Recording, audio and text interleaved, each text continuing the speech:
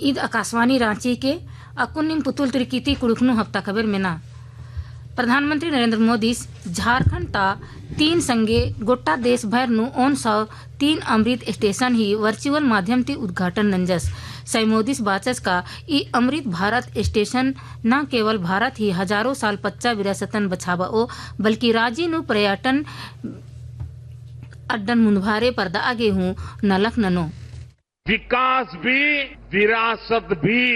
इस मंत्र का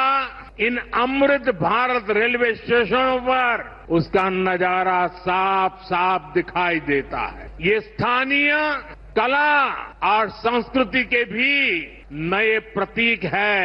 यानी हर अमृत स्टेशन पर आपको भारत की हजारों साल पुरानी विरासत के दर्शन भी होंगे। ई योजना नु अमृत भारत योजना नु झारखंड ही 3 रेलवे स्टेशन राजमहल रेलवे स्टेशन गोविंदपुर रोड और देवघर नूराना शंकरपुर रेलवे स्टेशन शामिल रही। प्रधानमंत्री नरेंद्र मोदी नेला आकाशवाणी नु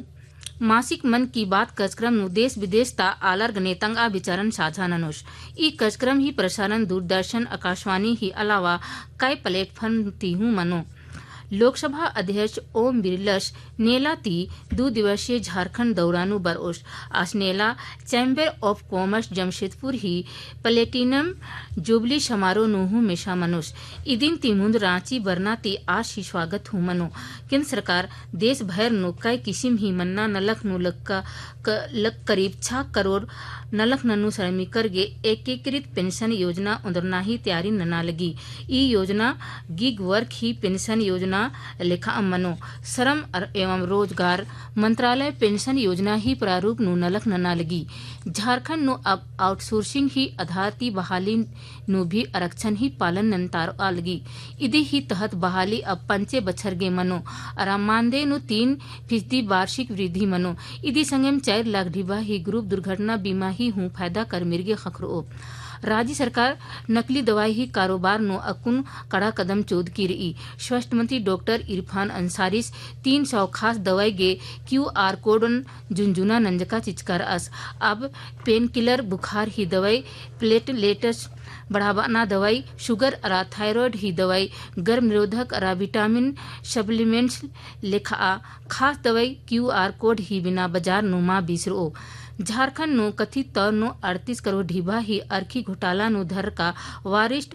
IAS अधिकारी विनय चौबे सी इलाज के आसिन रिम्स नु भर्ती नंतार की रही इज्जो ई मामला नु धर का Jharkhand estate beverage corporation limited JSBCL ही 2 GM स्तर ही अधिकारी रिन 3 जून गोटी गे न्यायिक हिरासत नु तैतार की रही केंद्रीय रक्षा राज्य मंत्री अरा रांची ता संजय सेठस ही पहल नु अब एम्बुलेंस गे रातू रोड ही एलिवेटेड कॉरिडोर ती काला गे हुकुम खखरा करा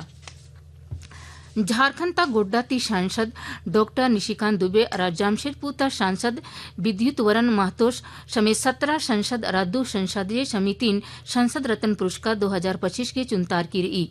संघ लोक सेवा आयोग UPSC भारतीय वन सेवा परीक्षा 2024 की रिजल्ट जारी नंजा चिच्चा या रांची ता कनिका अनब गे देश भरनु पहली रैंक खकर की रही